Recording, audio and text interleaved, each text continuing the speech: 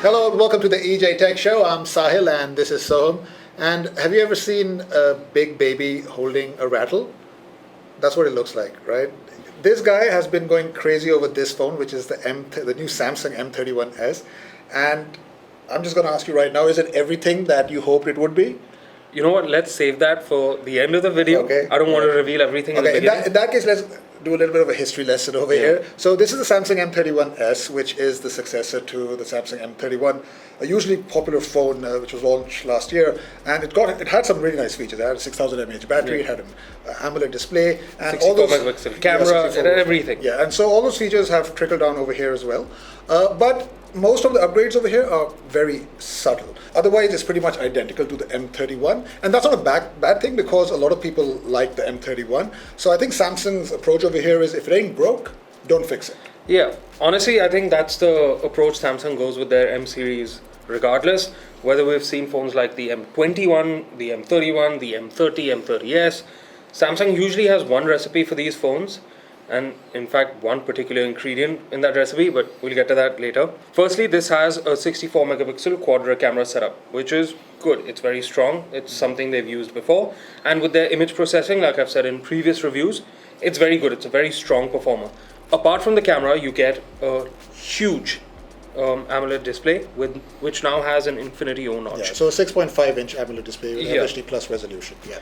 Now, specs side, that display is really good. Yeah. It's always been very, very good. It's been one of our best, most favorite features on Samsung. Samsung knows how to make good displays. Yeah. So for content consumption, it's absolutely great. And what that Infinity O does is it creates uniform bezels across the entire phone.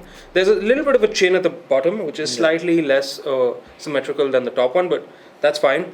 The Infinity O notch is something that I like. Yeah. We've seen that in their A series, we've seen that in their flagship S series and in the Note series. So it's nice to now really see that it's come over to the M series as well. Exactly, and that signals to me that Samsung is going to bring even more features from their A series to this.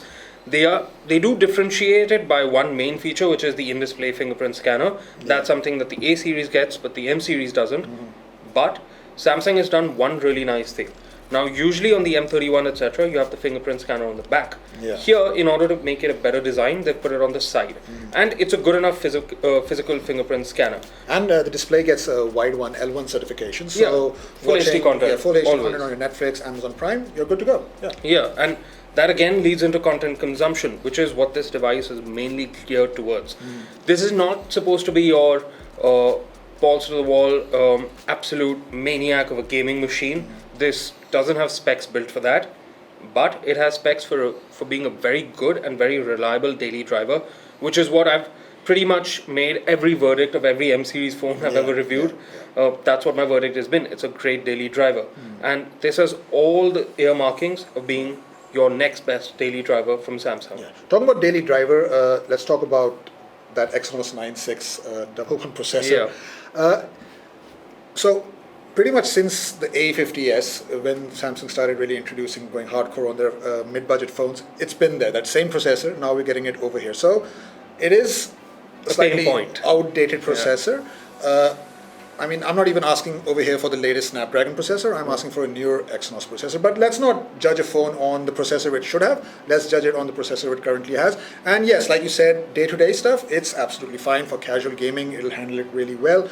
The problems start to emerge when you play more intensive high graphic games like Call of Duty. You will notice lags, you will notice drop frame rates. So you kind of need to set the settings to, let's say, medium or low to really get a proper gaming output.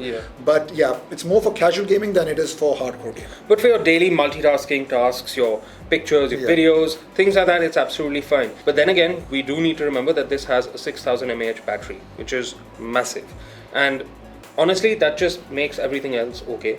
I'm fine with the 6000 mAh battery being the headlining feature because that means I don't have to charge this as much. And this time they've given 25 watt fast charging. Previously it's been a really slow 15 watt, they called it fast charger, but almost 2.5 hours for us to charge the M30s from 0 to full. I'm happy to report it's faster, but I'm also sad to report it's not fast enough yet. So it'll take about 110 minutes or so to charge the phone fully. And yes, it's better than 2 hours. It's still slow, but it's still better than what the battery charging performance you got with the M31. So on that note, I think it's a good enough how should I say, it's a good enough compromise. Yeah. They've gone midway. They've said, you know what, we'll still give you the 6000 mAh battery, but we know it charges really slowly, so we'll give you a slightly faster charger. Yeah. In fact, that's the same charger they're offering on their flagship series. Yeah. So it's good to see that they're doing it on the mid-tier as well. They're not shortchanging their mid-tier customers. Yeah. Now, I did mention the camera previously. Yeah. It's a good camera. It's a 64 megapixel unit, and there's 3 other lenses which come with a 12 megapixel, 5 megapixel, and another 5 megapixel sensor. Now, it has a main sensor which is 64 megapixel, which is absolutely powerful enough to get you good depth of field without needing a portrait mode or live focus, as Samsung calls it. And I got really good results with it. Honestly, in my opinion, this has one of the best cameras for 20,000 rupees. It's really, really strong. Yeah, this should have been the camera that the OnePlus Nord got. Yeah. But yeah, this is actually a very, very So good that's camera. exactly At this what I price did. point, yeah. I actually took the OnePlus Nord and I was Yeah. like, you know what, let's see. Nord is around 5,000 rupees more expensive. Yeah. Let's compare them when it comes to camera performance. Now, we did praise the OnePlus Nord for its video capabilities, Yeah. but Samsung again is no slack in that department. Yeah. It does really good video, 4K 30 FPS. Yeah. And the front camera is not bad either. It took some nice pictures. Now, I will say this, you do need good lighting for it to take a sharp enough picture. In medium to average lighting, pictures do tend to get a bit soft. But if you're mostly taking selfies in daylight, let's say, you'll be fine. You'll have no problems with that. And it comes with a whole bunch of camera features as well now. Yeah. So, like you said to me before we even started recording, this now has Pro Mode features, which are offered on the S series. Yeah.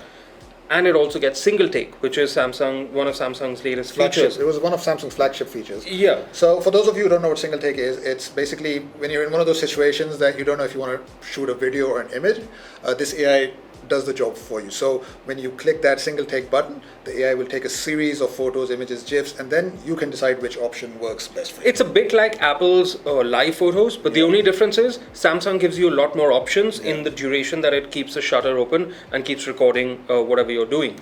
So now the reason that single take feature is possible on this phone is because it gets Samsung's One UI 2.1, which is one of the latest ones for this phone at least. Not the flagship series are getting higher.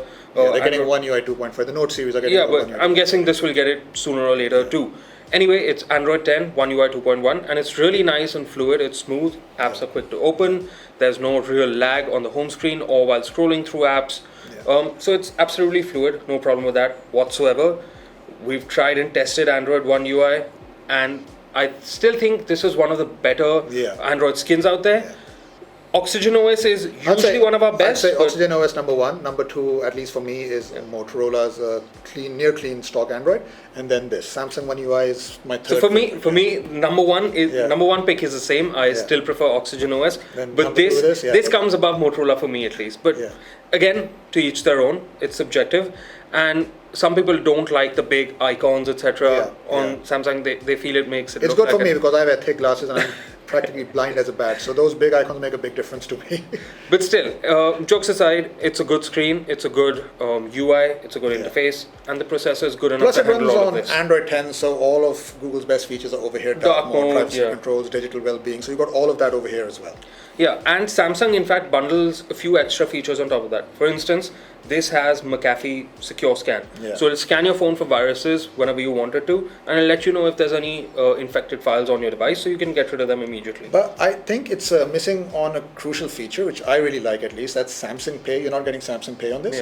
And I think you're also not getting the Samsung Pay mini variant either. So none of that, which is a really nice option to have because now a lot of shopkeepers, a lot of retailers are accepting that. Especially with the pandemic going on, more cashless transactions. You get it in the A series, but the M series have always been lacking it. And I think it's just high time Samsung also included it over. But I think I do also understand Samsung's point of view. They do need to have a few features cut on this to be able to A, make that price cut, and B, to make that distinction between their A series and their M series. Otherwise, everyone just go and buy an M series, no one buy an A series. Now we've seen the M series in the past year or so go from being somewhere at a starting price of 14 to 15,000 rupees to nearly 20,000 rupees.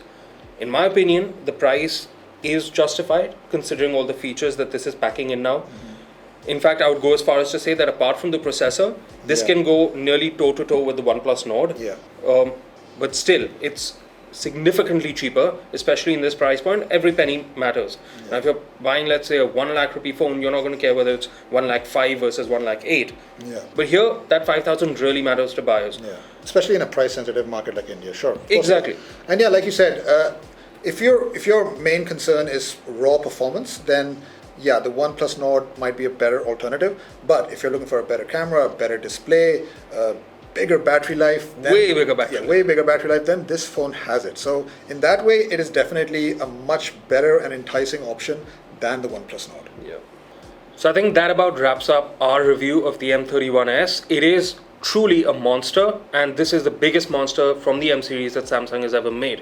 If you like this video, if you like this review, give us a like, subscribe to our YouTube channel, and as always, we'll see you next time. And one more thing, we've also done the review for the Samsung Galaxy Note 20 Ultra, so do watch that as well.